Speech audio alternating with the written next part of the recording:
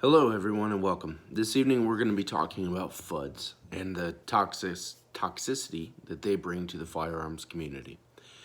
So, what is a FUD? Have you been called a FUD? Are you aware of what we're even speaking about? So, a FUD is going to be someone who owns weapons for a very, very specific purpose, right? Such as sport shooting, hunting, trap shooting, anything of that nature, anything non-defensive and non-tactical in nature. So the biggest concern with people like this is that they are willing to sacrifice the other end of the 2A community in order to protect what they believe in or what they like. So if you Google what is a FUD or FUDs, there are plenty of fictional examples of what a FUD is, what they believe in, and what they do.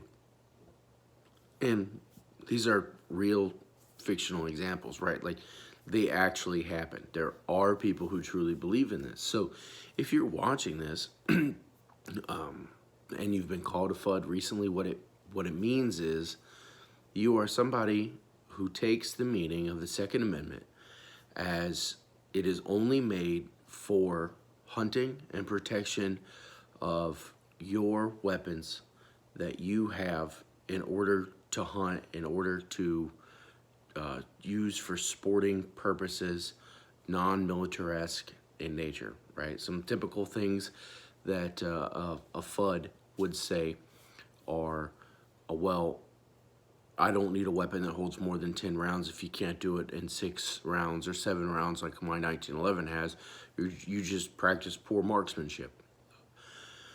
I don't know why anyone would want a semi-automatic shotgun. They're more prone to jamming or having reliability issues. I don't know why you would want to hunt with a semi-automatic rifle. You can get the job done with a bolt-action rifle just as well. All of those comments lead you down the path of giving up gun rights. And I'm going to let you in on a little secret, all right? If you concede, so you are an anti-gun owner's best friend. You really are. And I'll explain more on that in a minute. But if you concede your gun rights and what they are, whether or not you choose to allow somebody to have one or to own one, it's taking away the ability of somebody to own one. That is where the gun community have an issue. There are plenty of people that are avid supporters of the 2A community and of the gun community that don't own weapons, right? Because they don't want to own something they don't know how to use. They don't feel comfortable with them. They don't feel safe with them, but they respect other people's rights to own them. And nobody in the gun community has any issues with those people.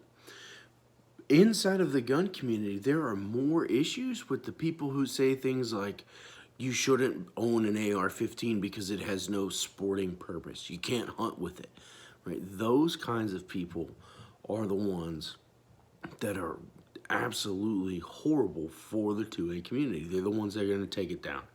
And when I was talking about that you are the anti-gun owner's best friend, you are somebody who owns a weapon that is campaigning or publicly for banning another type of weapon.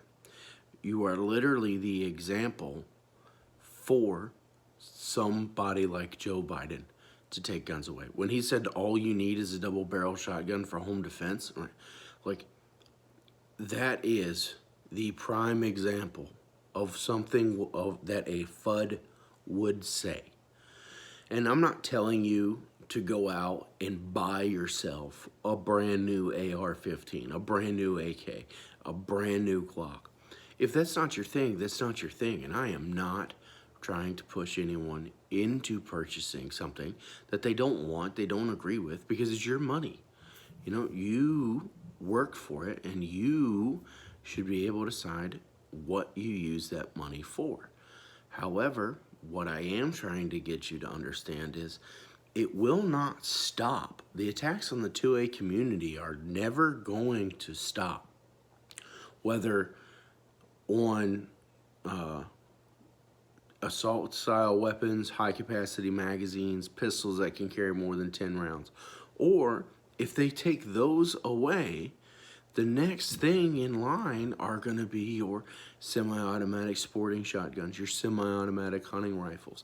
After that, they're coming for your lever action rifles. After that, your bolt guns, and then your double barrel shotguns, single barrel shotguns, trap and skeet guns, gun clubs, ammunition for these kinds of things. If you do not believe me, look at England, look at the UK, look at Australia, and look at New Zealand. They gave up their assault style weapons. And then the next thing that happened is they start losing their rights to own handguns. Even 1911, 6-shot revolvers, single action revolvers. It's a domino effect. If you concede an inch, they'll take a mile. And I'm not saying to go out and, riot in the streets, loot, threaten a civil war. What I am saying is, if you're one of these people that truly believes that gun ownership should be limited to sportsmen and sporting activities, please do us all a favor and politely exit the gun community. Or realize what you're saying and what you're doing and what you're giving up. Read the Constitution. Do your research.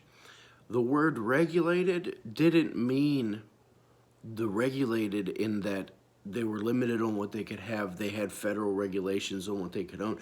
Regulated meant supplied, trained, and had access to at that point in time, right? So a well-regulated militia, a well-supplied militia, a well-armed militia, a well-trained militia. That's what regulated meant. So if you're honestly going to sit there and you're going to say, well, it says regulated, please, please, please go online. Look up the definition of regulated. And honestly, look up the definition of regulated in 1776 when this was ratified, vice 2021 when this video was written, and I think you're in for a huge surprise. The other thing is if you are a gun owner, right, and you want to get into the high-capacity rifles, the high-capacity pistols, the polymer frame rifles, everything of that nature, welcome, and it is not complicated. But one of the other huge concerns about FUDs and why the 2A community doesn't like them is, generally speaking, they are not safe. They do not understand. And then they'll even go as far as to say, I'm okay with banning weapons that were prior military-style weapons because they were designed to kill people. I'm going to let you in on a secret, buddy. At some point, every single style of weapon was developed and designed to kill people. The military need for weapons has always been the driving force for weapon technology and advancement. Your double-barrel side-by-side shotgun at one point was all that was available for self-defense, right? Wells Fargo, like the term riding shotgun came for the use of the person who would sit next to the driver of a wagon, specifically on like a stagecoach, and carried a double-barrel shotgun because of its effect at shooting people off of horses that were attacking the coach. So your double-barrel skeet gun has its derivatives in killing people, right? So if you want to get into the more tactical side of firearms ownership, or if you own 1 or 2 guns and you realize your shortcomings, hey, I'm not safe, hey, I'm not competent, I'm just not where I need to be. What I encourage you to do is to go out and to find a reputable instructor near you. It might be a state away, it might be 2 states away, within a 3 or 4 hour drive. Contact them and schedule a class. And when I say reputable instructor, I don't mean the dude at the gun store down the street who offers concealed carry classes every Saturday. I mean somebody who offers a tactical pistol class, a carbine class, a pistol carbine class, like where you shoot both of them, a long range class, a shotgun class, a CQB class, maybe a force on force class, where you actually use ammunition and you use them against each other. Because that is how you actually learn, as opposed to sitting in a classroom listening to somebody talk, right? So if you're sitting in a room listening to me talk, I want to thank you.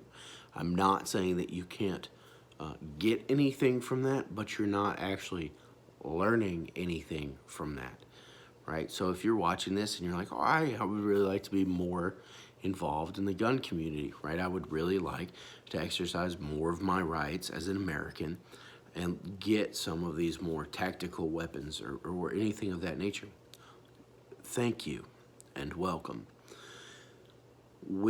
I guarantee you, wherever you live, within 3 states or about a 7-hour drive, there is an incredible facility that trains people on how to shoot, on how to reload, on how to choose targets, on situational awareness, on deciding when is the time to draw your weapon and engage a threat or a target.